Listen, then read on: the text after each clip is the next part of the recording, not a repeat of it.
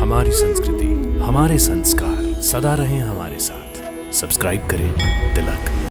अगम पर्वतम स्तंभयति इति अगस्त्य। जो अग अर्थात पर्वत को स्तंभित कर दे वही अगस्त्य है। अच्छा, यह आपका विशेष अनुग्रह है मुनिनाथ। आपके श्री चरणों की छाया में रहकर आध्यात्मिक लाभ प्राप्त करूं और शांति पाऊं, इससे अधिक सौभाग्य और क्या हो सकता है। आप दोनों भाई इसी तरह तर्क करते रहेंगे तो इतने में हिरण भाग जाएगा। अब मेरी इतनी सी इच्छा पूरी नहीं कर सकते। हम अपना शाप वापस लेते हैं।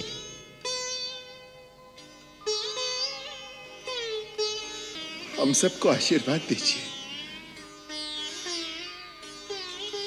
यशस्वी हो, तुम्हारा कल्याण हो। जिस प्रकार खटाई की एक बूंद से क्षीर सागर का दूध नहीं फट सकता, उसी प्रकार अयोध्या तो क्या त्रिलोक का राज्य भी भरत को दे दिया जाए तो भी उसे राजमत नहीं हो सकता। आपके इसी साधुपने में हमने अपने हाथ में आया हुआ राज छोड़ दिया। सारी प्रजा आपके साथ थी। आपका एक संकेत होता तो प्रजा महाराज को आपका राज अभिषेक करने में विवश कर देती। और प्रजा के बल पर मैं अपने पिता का वचन झूठा कर देता। लक्ष्मण,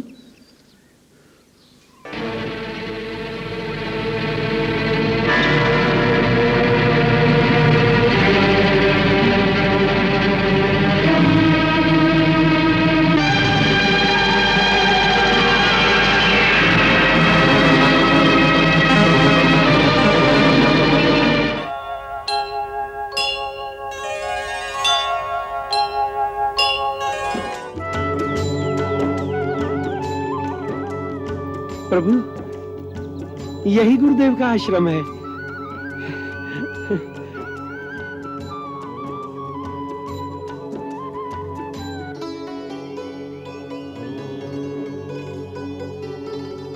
भैया, वो देखिए, ये कैसा प्रकाश है। हाँ, ये आभा कैसी?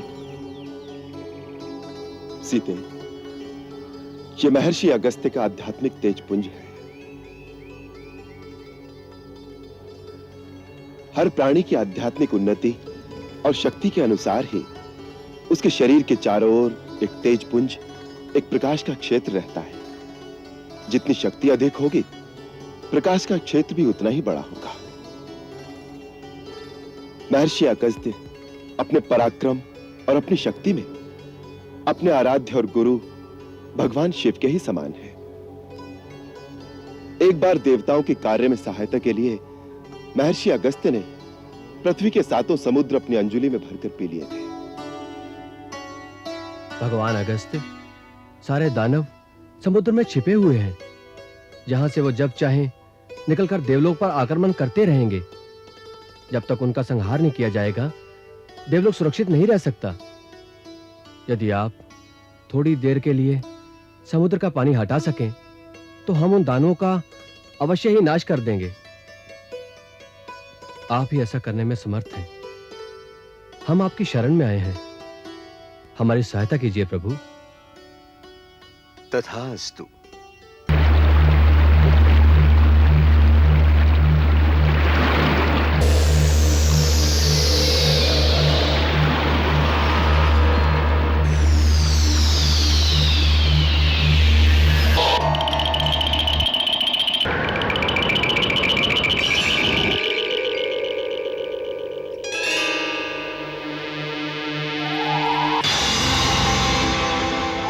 एक बार पर्वत श्रेष्ठ विंध्याचल जब अपने अहम में सूर्य का मार्ग रोकने के लिए बढ़ा,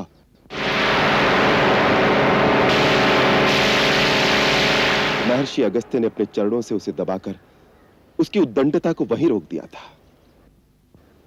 तभी से वो निरंतर उनके आदेश का पालन कर रहा है। इसी कारण उन्हें अगस्त्य कहते हैं।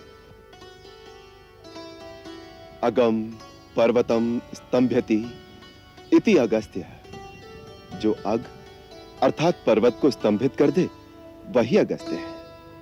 अच्छा, हाँ, एक बार भगवान शिव का विवाह देखने के लिए जब सारी शक्तियां और समस्त जीव राशियां उत्तर में चली गईं, तो कहते हैं भूमि का संतुलन डोल गया। तब भगवान शिव के कहने से महर्षि अगस्त्य विंध्याचल पार करके दक्षिण में आए तो अकेले उनकी शक्तियों के प्रभाव से भूमि का संतुलन फिर से ठीक हो गया।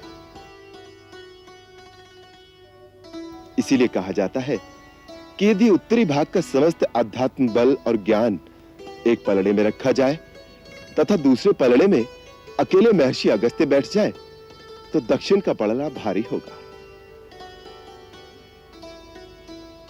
स्वयं भगवान शिव ने महामुनि अगस्त्य को परम सुंदर तमिल भाषा की शिक्षा दी।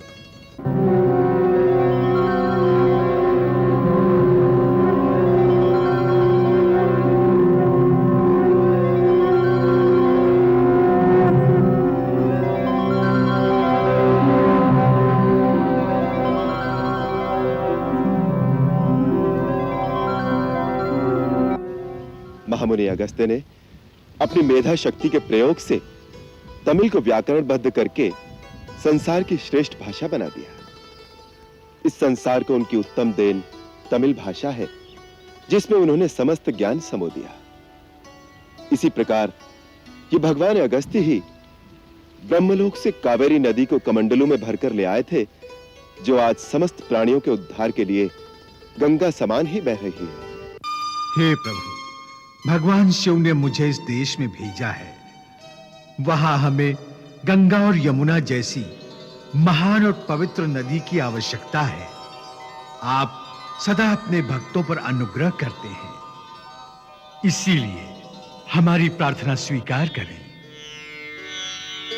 तथास्तु महात्मा अगस्त। लोक कल्याण के निमित्त तुमने जो प्रार्थना की है उसे हम स्वीकार करते हैं। परम पवित्र और तीनों लोकों का कल्याण करने वाली कावेरी हम तुम्हें प्रदान करते हैं।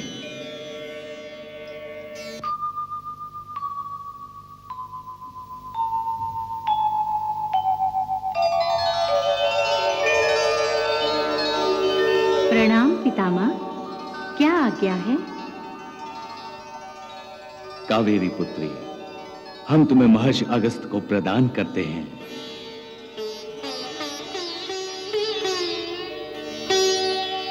अपने उत्तम जल से दक्षिण को पवित्र और समृद्ध बनाओ।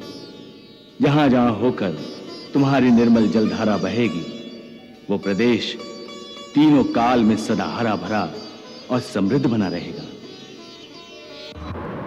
यह हमारा आशीर्वाद है। माते, आप मेरे कमंडल में विराजमान हो जाइए, जिससे मैं आपको धरती पे ले जा सकूं।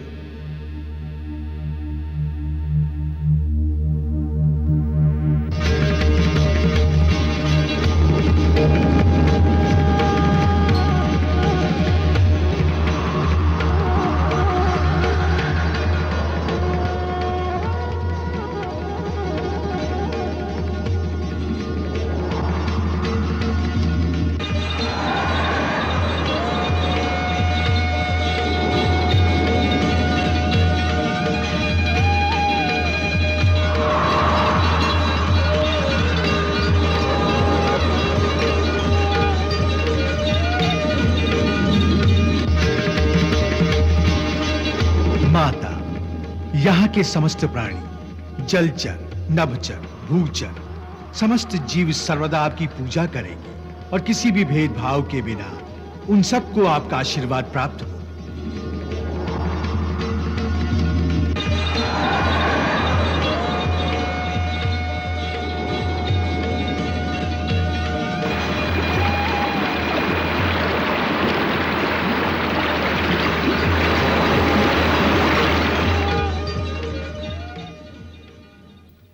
हमारे गुरुदेव के आश्रम में कोई झूठ बोलने वाला, क्रूर, शठ अथवा पापाचारी मनुष्य जीवित ही नहीं रह सकता। उनके पास धर्म की आराधना करने के लिए कई देवता, यक्ष, नाग और पक्षी रहते हैं और महर्षि से आध्यात्मिक मार्गदर्शन पाते हैं। भैया, ऐसी महान आत्मा के दर्शन तो कई जन्मों के पुण्य से ही मिलते होंगे। अवश्य, तुमने सत्य कहा लक्ष्मण।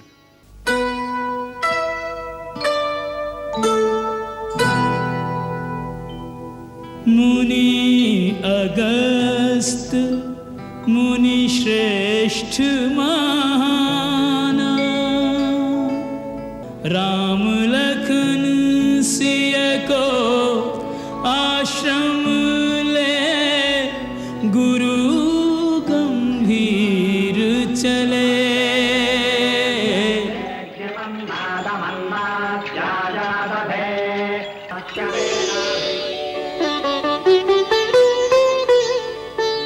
आज आर्यावर्त का सूर्य अगस्त्य आश्रम में उदय हुआ। हमारी चिरकाल की अभिलाषा आज पूर्ण हुई। हे मुनीन्द्र, वनवास काल में महामुनि भरद्वाज, महर्षि वाल्मीकि, अत्रि मुनि, सती शिरोमणि देवी अनसुया, सिद्ध जितेंद्रिय शरभंग आदि अनेक मनस्वी, तपस्वी, महान विभूतियों के सत्संग में व्यतीत घड़ियां जन्म जन्मांतर के पुण्य से प्राप्त हुई है। उस पर महात्मा सुतीक्ष्ण के सहयोग से आपके दर्शन तो मानो साक्षात सर्वेश्वर महादेव से साक्षात्कार होने के समान है। अपने सेवक को सदा ही बढ़ाई देना एक अच्छे स्वामी का गुण है। हे राम, तुम तो ये रहस्य जानते ही हो कि स्वयं भगवान शिव भी जिनके नाम का सदा जाप करते हैं, उन्हीं की कृपा से एक तुच्छ प्राणी को भी भक्ति, शक्ति, ज्ञान सब कुछ प्राप्त हो सकता है। ये विनय भाव ही तो आपकी शोभा है। अन्यथा आपकी महत्ता, आपकी महिमा तो देवताओं से बढ़कर है। अपनी सूर्य तुल्य तेजस्विता से समुद्र शोषण करने वाले तेजोमय तपस्वी हैं आप। हे दीर्घायु महात्मन, आपकी सिद्धि के सम्मुख नतमस्तक होकर देवता, गंधर्व, सिद्ध, यति आपकी उपासना करके धन्य होते हैं। आज आपके चरणों में बैठकर जन्म सफल हुआ हम तीनों का। ये दुर्लभ पुण्य हमें अपने वनवास के अंतिम चरण में ही सुलभ हुआ है। जब तुम्हारे दंडक वन में आने का समाचार मिला था, तो हृदय में एक आशा जागी थी कि इस आश्रम में भी तुम्हारा आगमन होगा और हम तुम्हारे दर्शनों से अपने नेत्रों को कृतार्थ कर लेंगे। आज वो आशा फलीभूत हो गई। तुमने 10 वर्षों तक दंडकारण्य में ऋषियों की रक्षा का भार संभाला है। अब तुम्हारे वनवास का जो थोड़ा समय शेष रह गया है, उसे तुम हमारे आश्रम में रहकर व्यतीत करो। ये आश्रम राक्षसों के आतंकों से मुक्त है। यहाँ आकर हिंसक पशु भी अपनी हिंसा भूल जाते हैं। तुम्हें अपनी तपस्या और साधना में यहाँ के वातावरण से सहायता मिलेगी। यह आपका विशेष अनुग्रह है मुनिनाथ। आपके श्री चरणों की छाया में रहकर आध्यात्मिक लाभ प्राप्त करूं और शांति पाऊं, इससे अधिक सौभाग्य और क्या हो सकता है। परंतु आप तो मेरा उद्देश्य जानते ही हैं। मैं दंडक वन को राक्षसों और आसुरी शक्तियों के अत्याचारों से मुक्त करने की प्रतिज्ञा ले चुका हूं। इसलिए मैं अपने आप को इस परम सुख से वंचित करने पर विवश हूं। तुम ठीक कह रहे हो राम। मैं देख रहा हूं कि तुम्हारा कार्य और देवताओं का उद्देश्य अभी पूरा नहीं हुआ, और ये उचित भी है। इस दंडक वन पर तुम्हारे ही एक पूर्वज महाराज दंडक राज करते थे। नरभक्षी राक्षसों ने उस हरे भरे देश को उजाड़ दिया है। अतः हम तुम्हें कर्तव्य से विमुख नहीं करेंगे। नाथ, मुझे कोई ऐसा स्थान बताने की कृपा करें जहां मैं प्रहरी की भांति राक्षसों के आने का रास्ता रोक सकूं। ऐसा स्थान पंचवटी है। पवित्र गोदावरी के किनारे यह स्थान बड़ा सुरम्य है। तुम वहीं वास करो। उसके आगे जनस्थान में राक्षसों ने अपनी अग्रिम छावनी बना रखी है। तुम वहां से अपने सारे साम्राज्य की सीमा की रक्षा।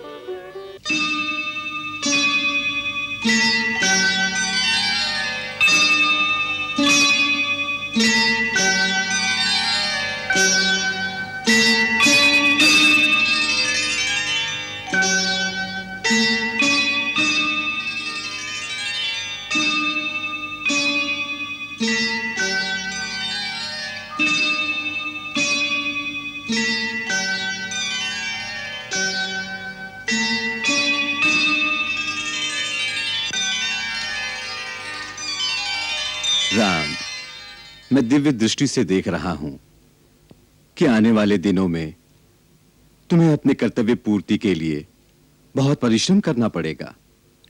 कई संकट आएंगे तुम्हारे रास्ते में।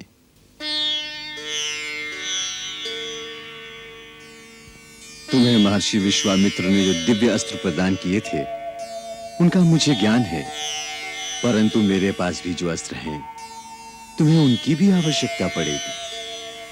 इसलिए मैं तुम्हें सब कुछ देना चाहता हूं।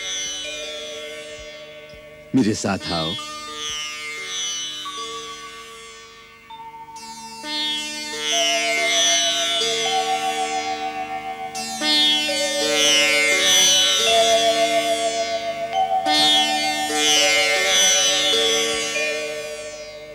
ये महान धनुष शत्रु के किसी भी शस्त्र से नहीं कट सकता। इसे विश्वकर्मा ने स्वयं विष्णु के लिए बनाया था। आगे चलकर महापराक्रमी और अत्यंत मायावी राक्षस वीरों से तुम्हें टक्कर लेनी होगी। इसलिए तुम ये धनुष ग्रहण करो।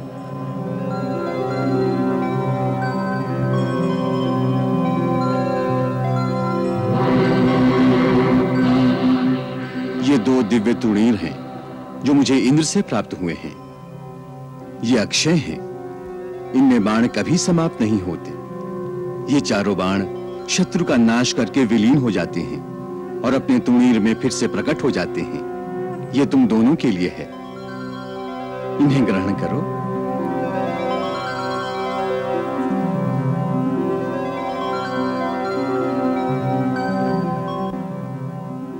ये एक दिव्य खड्ग भी है। इसमें तीनों लोगों को विजय करने की शक्ति निहित है। लक्ष्मण, तुम इसे धारण करो। राक्षसों का नाश करने में ये तुम्हारी सहायता करेगी।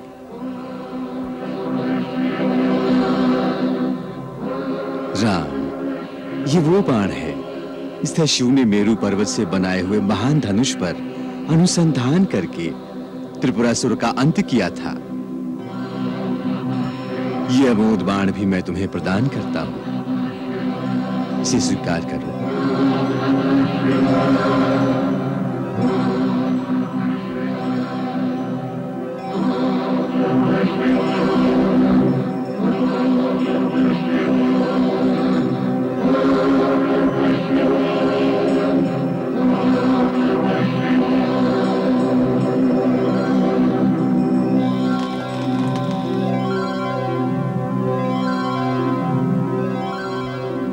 इन दिव्य अस्त्रों की समस्त शक्तियां आज से तुम्हारे अधीन रहकर तुम्हारी आज्ञा का पालन करेंगी।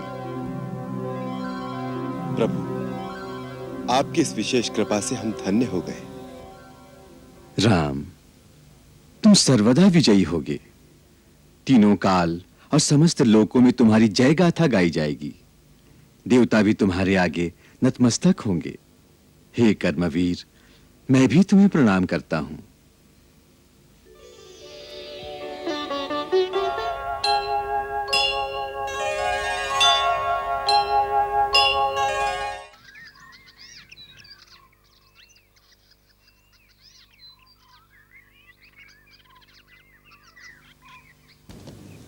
वाह लक्ष्मण, वाह।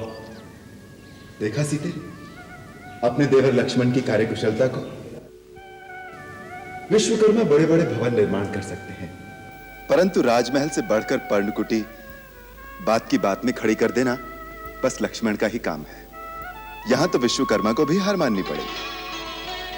आपका प्रोत्साहन ही मेरी प्रेरणा का स्रोत है भैया। मैं तो केवल आपका दास हूं। तू मेरे लिए क्या है लक्ष्मण, ये कहने को शब्द नहीं है मेरे पास। वनवास में यदि तू मेरे साथ ना होता तो मैं अकेला क्या कर लेता। तेरी सेवा और सहयोग से ऐसा आभास ही नहीं होता जैसे मैं वनवास भोग रहा हूं। तू मेरा भाई ही नहीं, आज्ञाकारी पुत्र के समान सेवा करने वाला और पिता के समान प्रतिपालन करने वाला भी है। भैया, मेरा ये जन्म आपके इन चरणों में समर्पित होने के लिए ही हुआ है। भाभी, एक बार पूरी तरह निरीक्षण करके बता दीजिए, कहीं कोई कमी तो नहीं रह गई। सो तो मैं देख ही रही हूँ, कल्पना से भी अधिक सुंदर है इस पवित्र कुटिया का कोना कोना। तुमने तो मेरा स्वप्न साकार कर दिया देवर जी।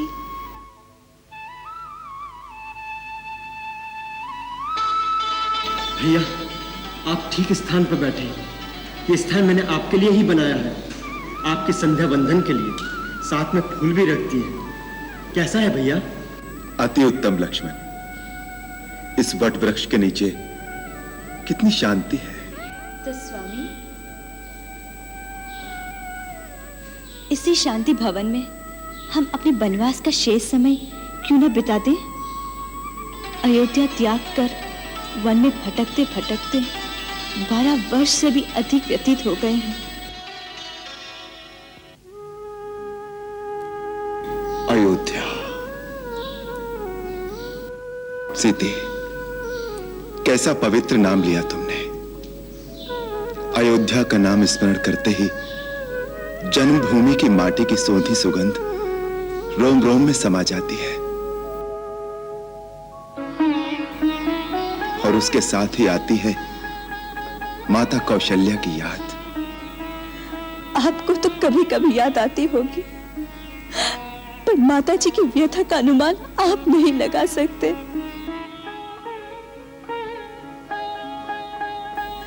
धर्म, धीरज, संयम सब अपने अंदर समेटे हुए बेटे का वनवास पूरा होने का एक एक दिन कितने कितने किस प्रकार वो अपने दिन बिता रही होगी।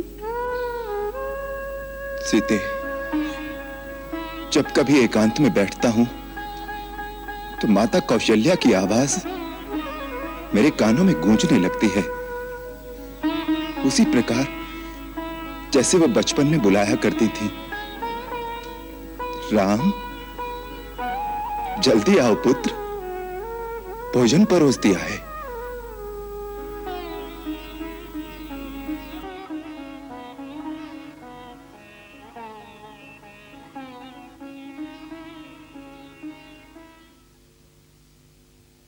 कभी कभी ऐसा लगता है जैसे कि मां अपने महल के झरोखे में खड़ी मेरा रास्ता देख रही हैं। धीरज रखो मां, हाँ धीरज रखो। अब थोड़ा ही समय रह गया है मेरे लौट कर आने में। मैं आ रहा हूं मां, मैं आ रहा हूं मां, मैं आ रहा हूं।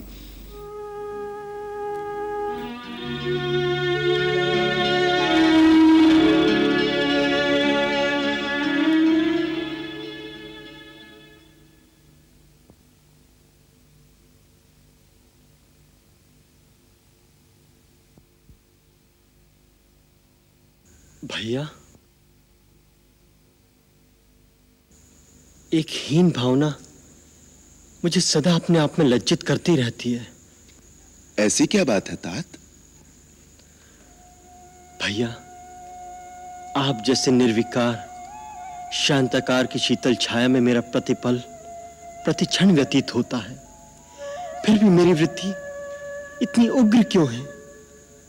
आपसे विपरीत क्यों है मेरी प्रकृति भैया? लक्ष्मण, तुम ऊख के समान हो, ऊपर से कठोर परंतु अंदर केवल मिठास ही मिठास। बस यही हो तुम। भैया, आपने स्वयं ही मेरे उग्र स्वभाव के लिए कई बार मेरी ताड़ना की है, परंतु आज मुझे बालकों के समान बहला रहे हो। जीवन में अनेक बार मेरे रक्त में क्रोध का उबाल आया है। उन सब का कुछ न कुछ औचित मैं सिद्ध कर सकता हूं, परंतु एक क्रोध, एक आवेश के लिए मैं स्वयं को कभी क्षमा नहीं कर सकता। वो क्या? देवता समान भरत भैया पर संदेह, उनके प्रति दुर्भावना, उन पर शस्त्र प्रहार के लिए तैयार हो गया मैं। इस ग्लानि को मैं अपने मन में से कभी नहीं निकाल पाता।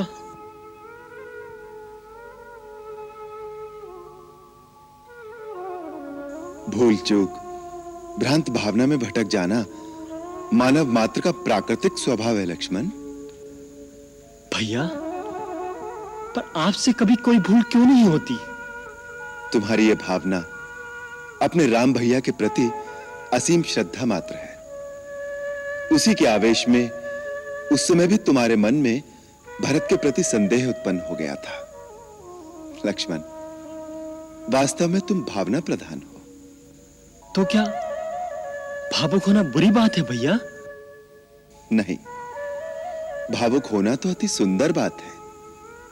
भावना विहीन मनुष्य एक हिंसक पशु के समान होता है।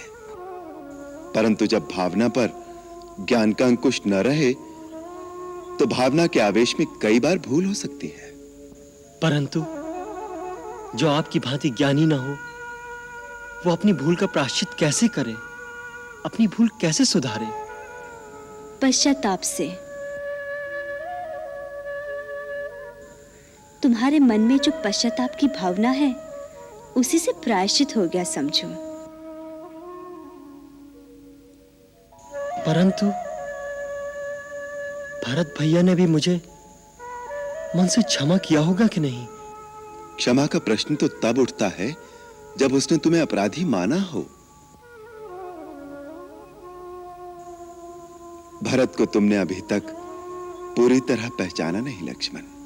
भरत भैया के गुण तो अनंत हैं भैया। उन्हें वही पहचान सकता है जो सागर की लहरें गिन सकता हो। सागर की लहरों से अनंत है भूख की लहरें तेवर जी। अगर वन से लकड़ियां काट के नहीं लाओगे तो तुम्हारी सीता भाभी रसोई कैसे बनाएगी? भूल हो गई भाभी, आप रसोई में चलिए, मैं अभी लकड़ी लेकर आता हूँ।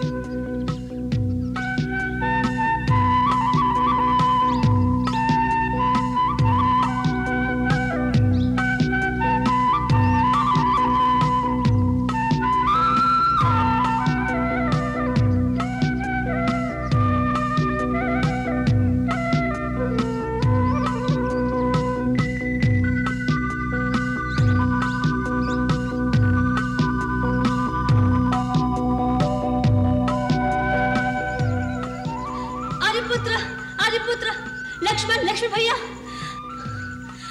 आइए, जल्दी आइए। एक अद्भुत दृश्य देखा है। क्या हुआ सीते? एक अलौकिक मृग हमारे आश्रम के पास घूम रहा है। अलौकिक मृग? हाँ। कहाँ है? आइए, जल्दी आइए। आइए स्वामी, आइए, जल्दी आइए। देखिए, देखिए वो प्रकृति की अद्भुत कारीगरी, वो अनोखा हिरण।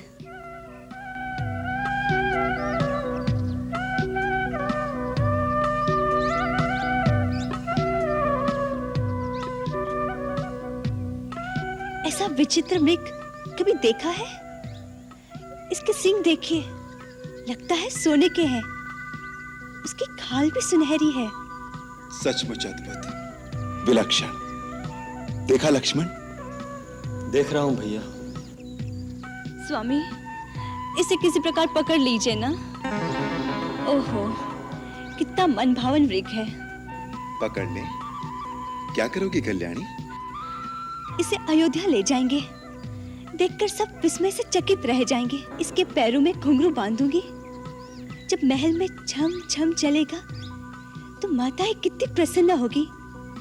नहीं तो वनवास की स्मृति स्वरूप भरत भैया को भेंट दे दूंगी। जाइए ना, जल्दी पकड़ लाइए। लक्ष्मण, तुम्हारी भाभी की इच्छा पूरी करनी ही पड़ेगी। वास्तव में यह है भी बहुत सुंदर। इसका रूप अनूप ही इसका शत्रु बन रहा है। भैया, इसके प्रति भाभी का मोह हमें किसी संकट में न डाल दे।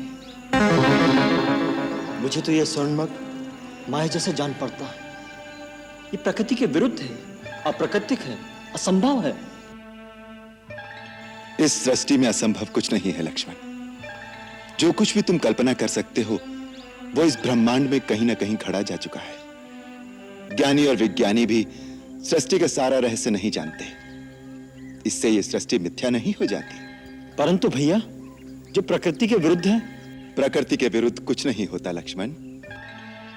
भरद्वाज मुनि के घर में पुत्र रूप में स्वर्ण शरीर वाले 7 हंस पैदा नहीं हुए थे। इसी प्रकार सहस्त्र कोटि रूपों में जीव मिलते हैं लक्ष्मण। भगवान की माया के सामने ज्ञान विज्ञान का तर्क काम नहीं करता। भगवान की माया हो सकती है, परंतु ये तो मुझे कोई राक्षसी माया जान पड़ती है। याद है भैया, एक बार दंडक वन में कई राक्षस इसी तरह मृग बन के आए थे। ओहो, आप दोनों भाई इसी तरह तर्क करते रहेंगे तो इतने में हिरण भाग जाएगा। अब मेरी इतनी सी इच्छा पूरी नहीं कर सकते? लक्ष्मण, लगता है सीता मृग को पाए बिना मानेगी नहीं। मैं भी चाहता हूं।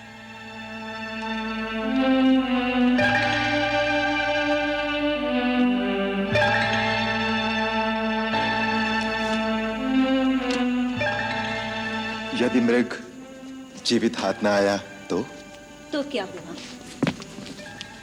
उसकी मृगचम कितनी सुंदर है, आपकी पूजा में आसन के काम आएगी।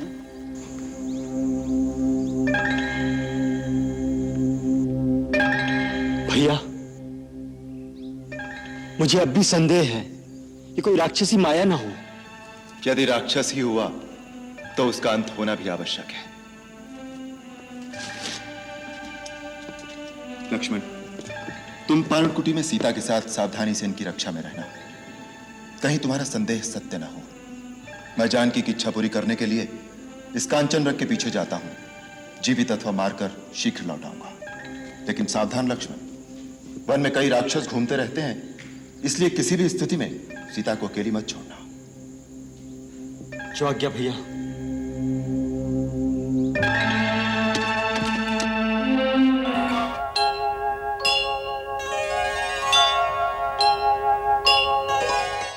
राम,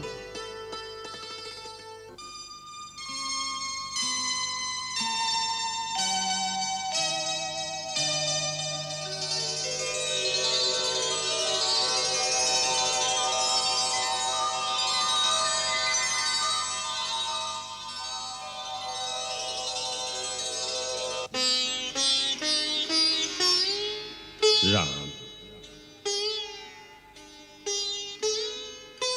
तुम्हारा कल्याण हो पुत्र। जैसे अष्टावक्र ने अपने पिता का उद्धार किया था, उसी प्रकार तुम जैसे महात्मा पुत्र ने मेरा उद्धार कर दिया है।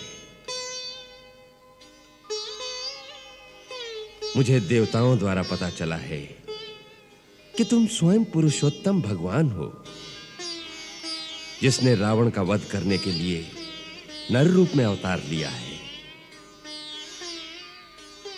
यदि यह सत्य है तो भी मुझे यही वर दो कि मैं तुम्हें सदा पुत्र रूप में ही प्यार करूं। मेरी मति इससे कभी न बदले। राम, मैं सच कहता हूं कि तुम्हारे बिना मुझे न ये स्वर्ग अच्छा लगता है, न देवताओं का ये आदर सत्कार।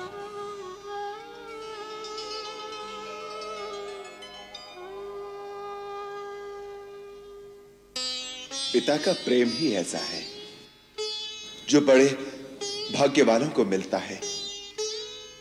मुझे दुख इस बात का है कि मैं आपके इस निश्चल प्रेम से समय से पहले ही वंचित हो गया। पुत्र, भावी अटल है। मेरा आशीर्वाद सदा तुम्हारे साथ रहेगा। तुमने पिता के वचन के लिए वन में 14 वर्ष बिता दिए। 14 भुवनों में तुम्हारी जय जयकार होगी। लक्ष्मण, तुमने अपने भाई की निस्वार्थ सेवा में अपना समस्त संसार बलिदान कर दिया। तुम्हें धर्म और महान यश की प्राप्ति हो। सीते, पुत्री, तुमने अपने पतिव्रत धर्म से अपने पिता के कुल और अपनी ससुराल दोनों कुलों का यश तीनों लोकों में फैला दिया है। तुम्हारा सौभाग्य अटल रहे पुत्री। राम, मैं तुम सबसे बहुत प्रसन्न हूं। जो इच्छा हो वत्स, इस समय वो वर मांग लो। मन में आपके अंतिम दर्शन की इच्छा रह गई थी, सो आपने कृपा करके आज उसे भी पूरा कर दिया। राम, पिता का ही एक ऐसा नाता है कि पिता से मांगने में कभी संकोच नहीं करना चाहिए। पिता का आशीर्वाद अमोघ होता है। सो मांगो पुत्र, जो मन में हो सो मांगो।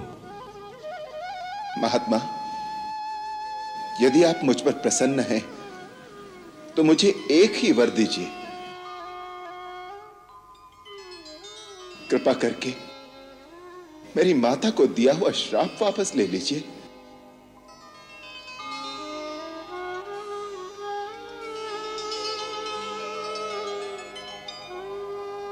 हाँ, आपने अंत समय में माता कैकेयी से कहा था कि मैं तेरा त्याग करता हूं। मेरी विनती है कि आपका दिया हुआ श्राप मेरी माता को स्पर्श न करे और आप उन पर और भरत पर प्रसन्न हो। पिताश्री, मुझ पर एक कृपा कीजिए, मेरी माता को श्राप मुक्त कर दीजिए। यदि मैं अपनी माता को श्राप मुक्त न कर सका, तो मेरा ये जीवन निष्फल रहेगा। पिताश्री,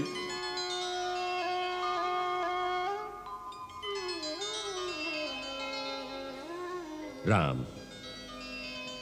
तुम धर्म की सीमा हो, मर्यादा की पराकाष्ठा हो। राम, तुम्हारे दिव्य तेज से मेरे मोह और भ्रम का अंधकार दूर हो गया है। अब मुझे कैकेयी पर भी कोई क्रोध नहीं रह गया। तुम्हारे और भरत जैसे पुत्र को पाकर कैकेयी भी धन्य हो गई है। हम अपना शाप वापस लेते हैं।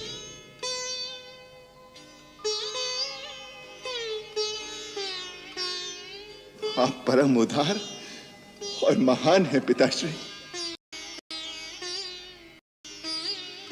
हम सबको आशीर्वाद दीजिए। यशस्वी हो, तुम्हारा कल्याण हो।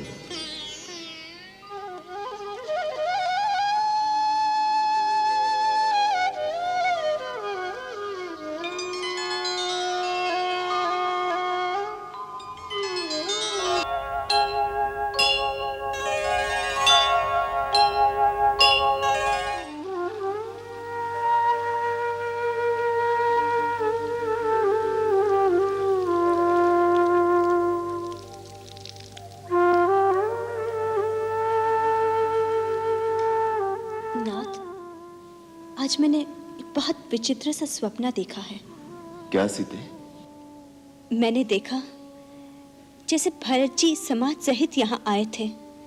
सबके मुख मलिन और मन दुखी लग रहे थे। यह स्वप्न तो शुभ नहीं दिखाई देता।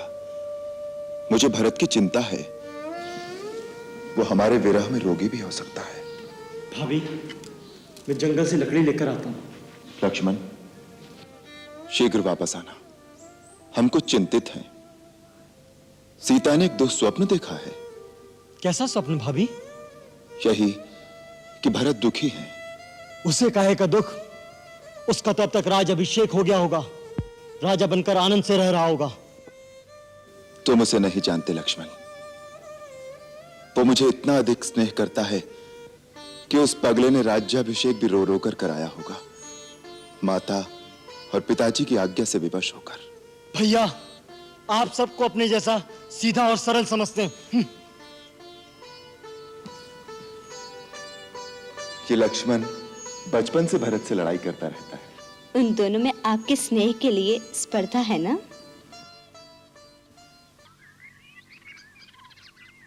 क्या यही चित्रकूट है? जी। तो जाने भैया राम की कुटिया कहाँ होगी? आप चिंता मत करें कुमार, हम मनई भेजे, अभिनय पता लगाए कि आ जाए। कुमार कुमार कुमार, मैंने श्री राम की कुटिया ढूंढ ली है। उनकी कुटिया इसी स्थान पर है। वो पेड़ों का झुरमुट दिखाई देता है ना, ठीक उसकी दूसरी तरफ। वो इस समय राजकुमार लक्ष्मण और देवी सीता सहित वहां विराजमान हैं। क्या भैया विराजमान है? चलिए गुरुदेव, आप ये चढ़ाई शीघ्रता से चढ़ नहीं पाएंगे। आप माताओं को लेकर धीरे धीरे आइए, बाकी सब लोग यहीं विश्राम करेंगे। आइए चलिए।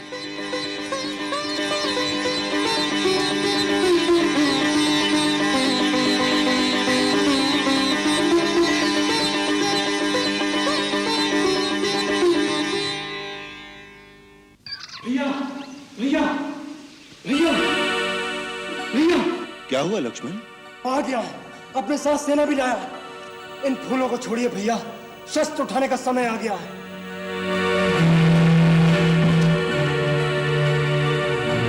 अच्छा हुआ वो खुद चलकर आ गया। आज मैं उसे जीता नहीं छोड़ूंगा। क्या बात है लक्ष्मण, कौन आ गया? आपका चहेता भरत। क्या भरत आया है? कहाँ है? चित्रकूट तक आ गया है। मुझे वन में भील और कौल मित्रों ने आकर कहा, अयोध्या का राजा भरत अपनी चतुरंगी सेना के साथ चित्रकूट आ रहा है। मैंने स्वयं पेड़ पर चढ़कर देखा तो मुझे सच सेना दिखाई दी। अपनी सूर्य पताकाएं लहरा रही थी, साथ में घोड़े और हाथी भी थे। इसका अर्थ है वो अपनी पूरी शक्ति के साथ आक्रमण करने आ रहा है। आक्रमण? किस पर? आप पर। और किस पर? राज्य पाकर उससे राज का मत संभाला नहीं किया। किसी ने बुद्धि दी होगी कि मूर्ख, इस राज पर तो असली अधिकार श्री राम का है और श्री राम प्रजा को प्यारे भी हैं। एक न एक दिन ये प्रजा तुझसे राज छीनकर श्री राम को दे देगी। बस उसने सोचा होगा इस समय दोनों भाई वन में निस्सहाय अवस्था में अकेले हैं, दोनों को समाप्त कर अपना राज निष्कंटक कर लूं। उसे नहीं पता था कि अभी तक लक्ष्मण जीवित है। क्या अनर्गल बातें कर रहे हो लक्ष्मण? भरत की बुद्धि ऐसी कुटिल कभी नहीं हो सकती। क्यों? क्यों कुटिल नहीं हो सकती? जिसकी मां की बुद्धि इतनी कुटिल हो तो उसके पुत्र की बुद्धि कुटिल क्यों नहीं हो सकती? यदि उसके हृदय में कपट नहीं होता तो अपने साथ हाथी, घोड़े और सेना लेकर नहीं चलता। भैया, भरत आपकी दृष्टि में एक साधु पुरुष हो सकता है, लेकिन राजमत पाने के बाद राज का मत किसी से सहा नहीं जाता। अरे मानव तो क्या, इंद्र जैसे देवता भी राजमत के नशे में चूर होकर उचित और अनुचित भूल जाते हैं। आज राज शक्ति के नशे ने भरत को अंधा कर दिया है।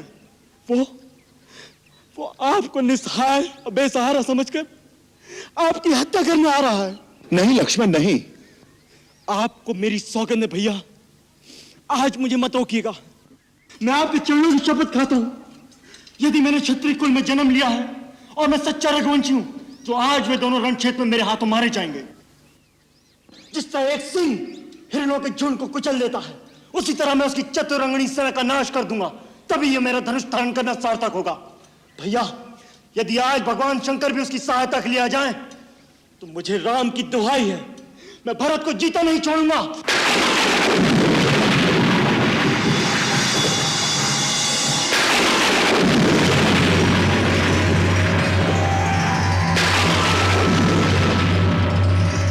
सावधान लक्ष्मण, सावधान। तात प्रताप प्रभाव तुम्हारा, को कह सके को जान निहारा। तुमने भरत को मारने की जो प्रतिज्ञा की है उसे तुम निश्चय ही पूरा कर सकते हो, किंतु वेदों और विद्वानों का कहना है कि मनुष्य को कोई भी ऐसा कठोर कर्म करने से पहले उसके उचित या अनुचित होने पर विचार अवश्य कर लेना चाहिए। कोई बड़ा और महत्वपूर्ण कार्य बिना सोचे समझे अकस्मात नहीं कर देना चाहिए, जिससे पीछे पछताना पड़े। इसलिए उचित अथवा अनुचित की बात सोचकर और इसका परिणाम क्या हो सकता है, इसका विचार करके ही युद्ध के लिए धनुष उठाओ, क्योंकि युद्ध में सर्वदा हानि अधिक होती है, लाभ कम होता है।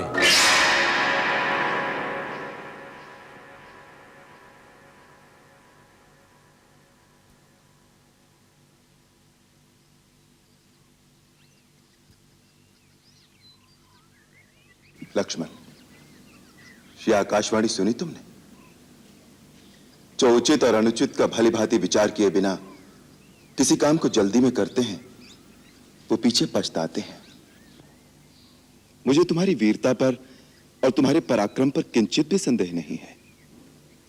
तुम क्रोध के आवेश में भरत को अवश्य मार सकते हो, परंतु जब तुम्हें पता लगेगा कि भरत पर तुम्हारा संदेह मिथ्या था, तो क्या फिर उसे जीवित भी कर सकोगे? परंतु भैया, जो आंखों से दिख रहा है उसे आप संदेह कह रहे हैं? कभी कभी आंखों से देखा हुआ भी सत्य नहीं होता। राजपद का प्रमाद साधारण मानव को हो सकता है, इंद्र जैसे देवता को भी हो सकता है, परंतु भरत का स्थान देवताओं से भी ऊंचा है। वो एक महामानव के रूप में महानता की परिसीमा है। जिस प्रकार खटाई की एक बूंद से क्षीर सागर का दूध नहीं फट सकता, उसी प्रकार अयोध्या तो क्या, त्रिलोक का राज्य भी भरत को दे दिया जाए तो भी उसे राजमत नहीं हो सकता। आपके इसी साधुपने में हमने अपने हाथ में आया हुआ राज छोड़ दिया। सारी प्रजा आपके साथ थी। आपका एक संकेत होता तो प्रजा महाराज को आपका राज अभिषेक करने में विवश कर देती, और प्रजा के बल पर मैं अपने पिता का वचन झूठा कर देता। लक्ष्मण, पिता और पुत्र का नाता प्रजा के मतामत से निर्धारित नहीं होता। इसी प्रकार भाई और भाई के बीच फैसले तलवार से नहीं किए जाते। भरत को मारकर जिस राज्य की तुम कल्पना कर रहे हो, तनिक सोचो कि उसका परिणाम क्या होगा। यदि अपने भाई ही न रहें तो राज्य के सुख भोग में क्या आनंद मिलेगा। यदि मेरे सुख में तुम तीनों भाइयों का भाग ना हो तो वो सुख मेरे लिए विष के समान है। और यदि तुम्हें राज्य की लालसा है तो मैं तुम्हारी शपथ खाकर कहता हूं लक्ष्मण, मेरे एक संकेत मात्र से भरत वो राज्य तुम्हें दे देगा। नहीं भैया नहीं, मुझे राज की अभिलाषा नहीं। परंतु यदि भरत के मन में पाप हुआ तो, यदि उसने प्रहार किया तो उसी को प्रहार करने दो। वो हमारा राजा है, हम अपने राजा के सामने शस्त्र नहीं उठाएंगे। भैया,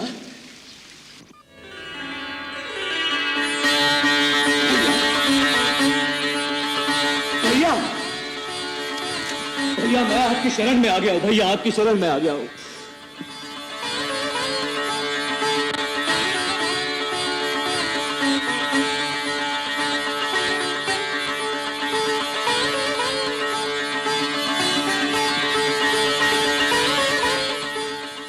भरत,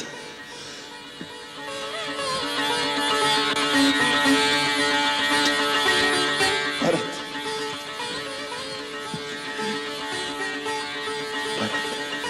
मेरे भाई,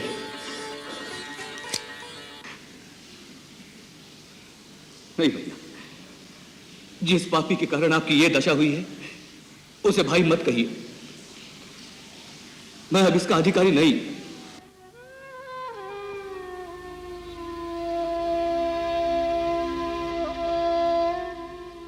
भाभी, भाभी, भाभी मुझे क्षमा कर दीजिए। भाभी,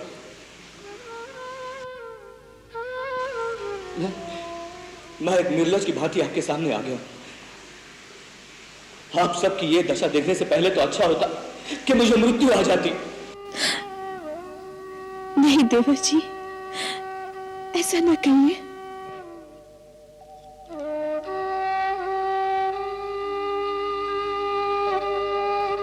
प्रणाम भैया, प्रणाम। नहीं लक्ष्मण, मैं इस योग्य नहीं कि तुम मुझे प्रणाम करो। मेरे मन में पाप नहीं, मैं स्वयं मूर्तिमान पाप हूं। जिसके कारण भैया, भाभी और तुम्हारी ये दशा हुई है। ऐसे पापी को प्रणाम मत करो। मुझे माफ कर दो भैया, मुझे माफ कर दो। मेरे मन में आपके लिए दोष आ गया था और मैंने आपके ऊपर धनुष उठाया। तो वो बाण चलाया क्यों नहीं पगले? वो बाण चला देते तो मेरा बहुत बड़ा उपकार करते। फिर मैं भैया के सामने अपना एक कलंकित मुंह लेकर तो नहीं खड़ा होता। मेरी कुलघातिनी माता के पापों का मुझे यही दंड मिलना चाहिए। भरत, माता के लिए ऐसे अपशब्द कहना पाप है। तुम तो धर्म के अवतार हो। मेरी कैकेयी माता के लिए मैं तुमसे ऐसे शब्दों की अपेक्षा नहीं करता। भैया, इस परिस्थिति में मेरी बुद्धि मारी गई है। मेरे सब दोष क्षमा कर दो। मैं अपने पापों का प्रायश्चित करने ही तो आपकी शरण में आया हूं। धीरज से काम लो भरत। भैया,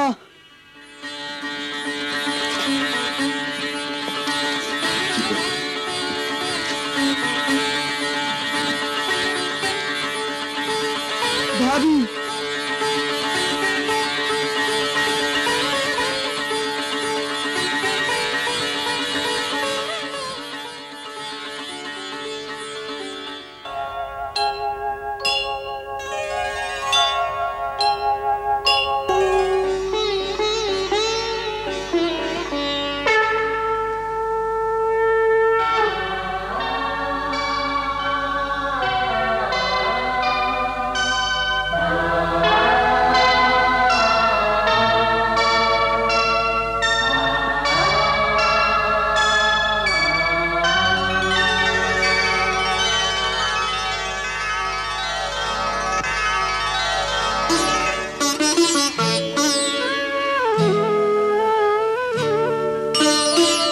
सुनी प्रभु बचन भालु कपिहर से, नभते सुरन सुमन बहु बरसे।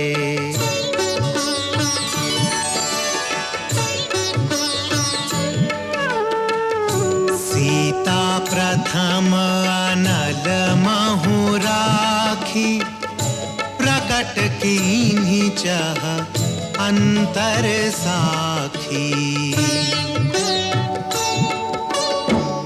तेहि कारण करुणा निधि, कहे कछुक दुर्बार।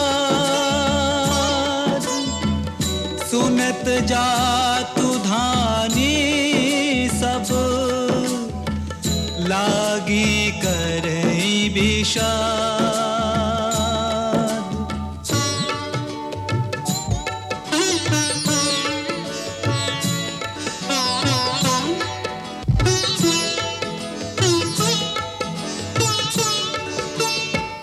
प्रभु के बचन शीस धरि सीता, बोली मन क्रम बचन पुनीता। लक्ष्मण हो धर्म के नेगी, पावक प्रगट करहु तुम बेगी। सुनि लक्ष्मण सीता के बानी, बिरह विवेक धर्म नीति सानी। लोचन सजल जोरी कर दो, प्रभु सन कछु कहि सकत न हो। देखि राम रुख लक्ष्मण धाये, पावक प्रगति काठ बहुलाए।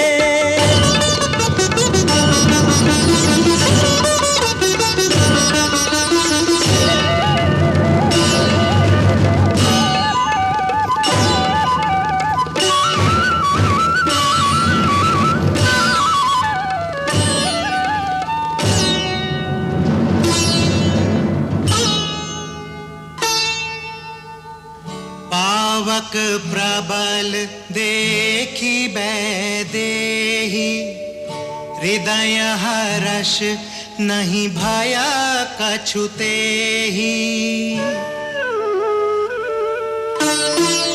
जो मन बच क्रम ममूर माही, तज रघुबीर आन गति नाही। तो कृसानु सबके गति जाना, मोह कहु हो श्रीखंड समाना। श्रीखंड सम पावक प्रवेश कियो सुमिरि प्रभु मैथिली। जय कौशलेश महेश बंदित चरण रति अति निर्मली। प्रतिबिंब अरुलौकिक कलंक प्रचंड पावक महु जरे। प्रभु चरित काहु न लखे नभ सुर सिद्ध मुनि देखहि खरे। प्रभु चरित काहु न लखे नभ सुर सिद्ध मुनि देखहि खरे।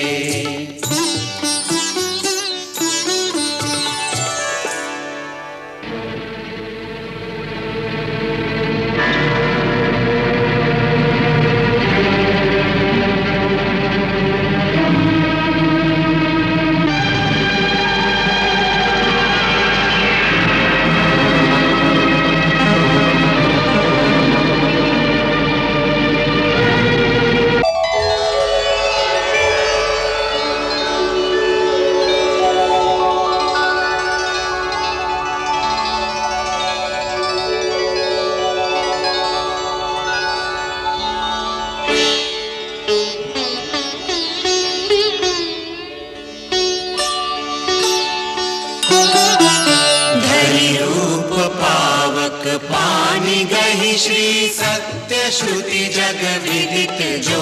जिनि चीर सागर इंदिरा राम ही समर्पी आनिसो। राम ही समर्पी आनिसो।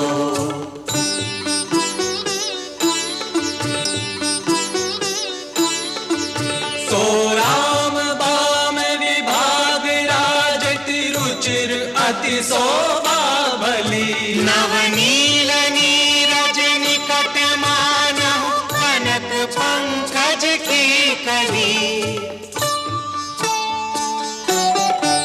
नवनील नीरज निकट मानहु कनक पंकज की कली। कनक पंकज की कली।